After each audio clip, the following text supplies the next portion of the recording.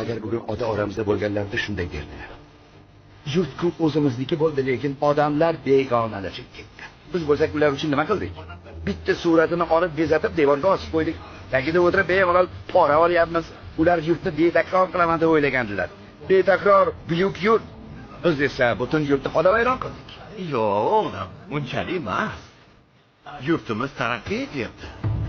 Qanaqasiga taraqqiy etarkan? Quvur bor lekin suvi yo'q. Sim tortilgan lekin to'q yo'q.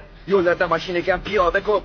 Yo'lkalarda yurolmaysan, do'konlar to'sib qo'ygan. Poyezd bor, ammo oldindan chiptaga buyurtma berishing kerak. Kasalxonaga borsang, bo'sh joy yo'q. Joy topilsa hol so'raydigan doktorning o'zi yo'q. Arz qilaman desang, eshitadigan biror kishi yo'q. Boshliq oldiga borsang, yordamchisiga jo'natadi. Yordamchini so'rab borsang, majlisda bo'ladi. Mabodo uyiga kirsak, xonmonda bo'ladi. Agar topgan taklifda ham ariza ber deydi. Yana ikki nusxada keyin arizang aylana boshlaydi. Aylanaveradi.